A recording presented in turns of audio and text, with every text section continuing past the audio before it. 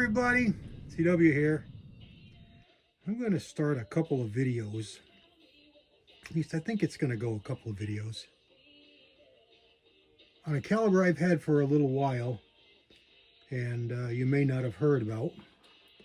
It kind of slipped under the radar. It should have researched the date it was begun, but it's probably no more than 5 years old, and that caliber is the 25-45 Sharps. Now, it has had some other names in the past, but Sharps Company legitimized it, so they got to name it. And it's not black powder, it's not that old. It's not 45 grains of black powder. It's a 25 caliber bullet in a 45 millimeter case. And it's made out of 223. So what we've got here is a Remington Peters. I can make it focus for you there. Remington Peters 223 case. And I've got a bunch of them here that we're gonna make, and most of them are Federal, PMC, and Remington. And generally I like to use Lake City. There might be a couple of Lake Cities in there, just because I don't like wrong caliber head stamps on my brass. I like to have the correct caliber or no caliber. So let's make a few of these, and I want to lube my ram because it was a little bit stiff there. So I'm going to hit it with some Remington dry lube, which I find works pretty good. Any one of the dry lubes, really, because it doesn't create where it can grab grit, dust. We'll just put that on there, and oh yeah, now it's like nothing. All right, so let's make a couple cases. This is a forming die for 25-45, and it's just that simple. Basically, all it is a tapered stud, and it just opens that neck up to 25 caliber. Now these are quite dry, so I really should have some lube on them, but I'll just brush them out a little bit. And what we've got here is, this is another Remington case, and it's just that simple. You don't have to go all the way up. You just go in, because the shoulder's the same, the case length is the same, there's no trimming. Actually, when you expand a case to a larger caliber, you generally lose a little bit of length. So it's not really a concern for trimming.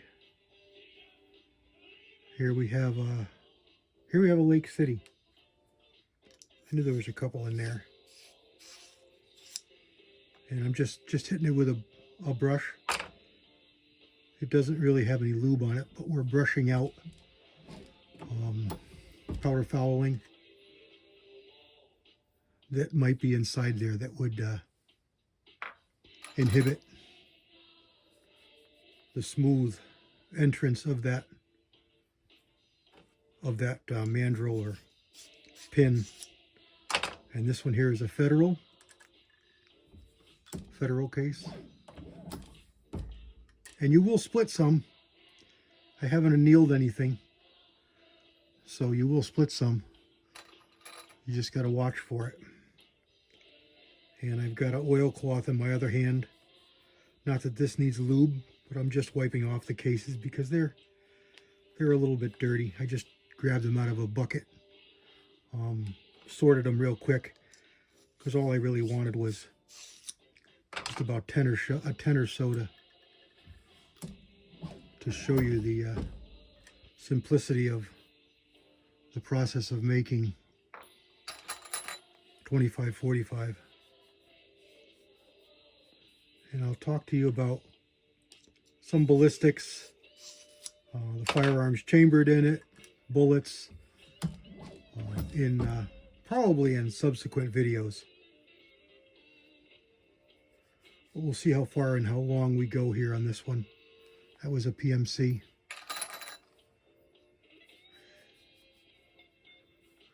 I bring it up because it's one that I wanted to do for a while. I've talked about it. I've had the gun for, well, all I bought was a barrel. And I made an upper, and I have it in a modern sporting rifle. But it's a really, really good shooter. And I get some pretty impressive ballistics out of it. Although I don't quite get what the factory says. Their claim to fame with it was an 87 grain bullet at 3,000 feet per second. And if any of you are quick to remember that claim, that was a claim that Savage made way back when it introduced and owned the 250 Savage. And that was their claim to fame, and that was one of the fastest calibers back in the day. To reach 3,000 back then was a real feat. And frankly, it's a feat in this caliber too, because what it does is it destroys your brass. You get some wicked flat primers. You get some extractor swipes, and you don't get many reloadings out of your brass. And I don't see any reason to beat up components and beat up your firearms just to get a couple hundred extra feet per second. I'm perfectly happy getting, 2850 and not destroying brass and beating up my gun. So that's what I do. I also don't care for the 87 grain bullet, mostly because I've never got it to shoot really good. I've got some really good 90 grain Sierras. This is a varmint bullet for the 2506 or the 257 Roberts. But in this caliber, because of the velocity range, it's a big game bullet.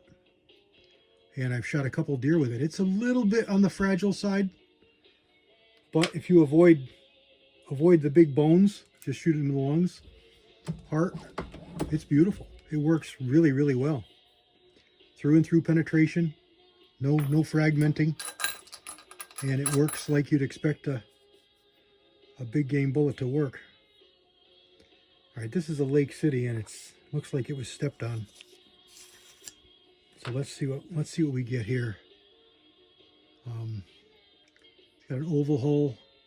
That'll be fine, but the shoulder is a little bit flattened, so we'll make it round, but it's not going to affect the shoulder. So let's see what we get when we run it through the die here. So the neck is nice and round. Let's leave this one separate, and we'll size these up here on camera. We're about 10 minutes. I don't want to be too awful long. I'd rather do a number of videos than to have, one or two wicked long ones. This is another PMC case. PMC 223. And I'll show you, as we go along, I'll show you some of the game I'll throw it in pictures and some targets, the way the gun shoots. I went for I wanted an 18-inch barrel, but they never had it. I kept waiting and waiting and waiting, and they never had it. So I went for a 24, figuring that I could chop it down. But it's a heavy barrel. It's fluted, and the darn thing shoots so good, I can't bring myself to alter it. So it's going to stay just the way it is. All right, so we got those all done. Let's go over and, oops, kick the camera. Let's not kick the camera.